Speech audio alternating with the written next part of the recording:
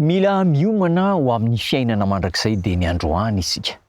Efa nampanantena Andriamanitra fa omeny maimaim-poana amin'ny alalan'i Jesosy Kristy ny olombelona rehetra ny fiainana mandrakizay.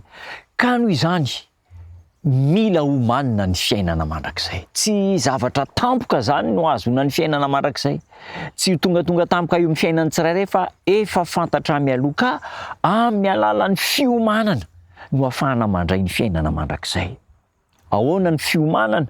Inona no atao mba ahafahantsika ho tsara homana handray ny fiainana mandrakizay? Tsy inona fa ny fandiniana ny Baiboly isan'andro. Ireo izay mankatao ny baikon'Andriamanitra ka andinika ny Baiboly, andinika ny soratra masina dia tsy ho diso fahalalana ny amin'ireo zava-tsoa ny fiainana mandrakizay izay omen'Andriamanitra antsika. Amin'ny alalan'ny Baiboly zany, ny fandiniana tsy tapaka ny tenin'Andriamanitra no ahafantarantsika ny lalana makany fiainana mandrakizay. Aina ro tsenjery, aina zao tontolo zao tsenjery le atao hoe zao no lalana sy fahamarinana ary fiainana, tsy misy makany amin'ray afa-tsy amin'ny alalako. Zany no lalana hozy Jesosy, fahamarinana ary fiainana. Izy no lalana. Raha mandeha amin'iny lalana iny sika dia azo antoka fa tsy ho diso safidy fa ho tonga any amin'ilay tanjona dia ny fiainana mandrakizay. Iza moa Jesosy? Jerentsika ny Jaona 5:7-8. Dineo ny soratra masina fa ao aminy no anananareo fiainana mandrakizay ary reny no manambara amin'ny alalan'ny fandiniana ny Baiboly no ahafahantsika manovy ny hareny tsarobidy hitarika antsika ho an'ny fiainana mandrakizay. Raha ianarana araka ny tokony ho izy ny Baiboly dia ahatonga antsika ho marantsaina, ho manam-pahaizana, satria ny tenin'Andriamanitra dia mirakitra ny fahalalana rehetra izay azo ratovina manerana an'izao tontolo izao.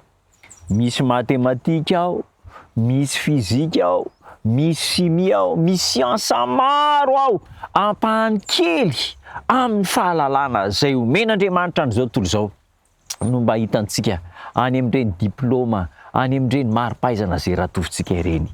Zao ary no fotoana fiomanantsika ho any amin'ny fiainana mandrakizay ka aoka hodiniana ny lohahevitra lehibe izay mirakitra an'izany fiainana mandrakizay izany. Ry namana, tsy miandry an'i Jesosy Kristy tonga eny amin'ny rahony lanitra isika, tsy miandry ny andro farany isika na ny farandro zay vao ahalala hoe voavony tsy mahazo ny fiainana mandrakizay, fa arakaraka ny andinintsika ny tenin'Andriamanitra isan'andro dia misokatra mazava eo anoloantsika ny drafitr'Andriamanitra amin'ny famonjenantsika. Hoy ny andalan'ny soratra masina ny vakiana androany Efesiana 4:20.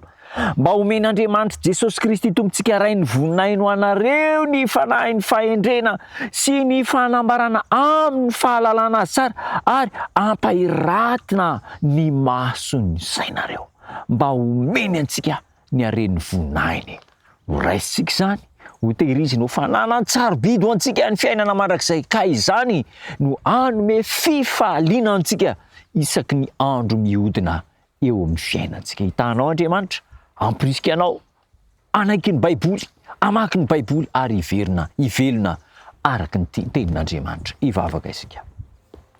Tombotsara misaotra anao zay fa antoka dia ny androany fa azonay raisina amin'ny alalan'ny famakiana ny Baiboly ny fiainana mandrakizay.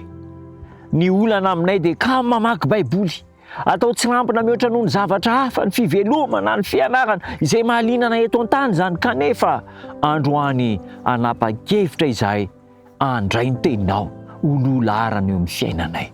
Tanterao zany mba ho zava-misy eo amin'ny tsirairay avy amin'ny anaranao Jesosy Tompo. Amen.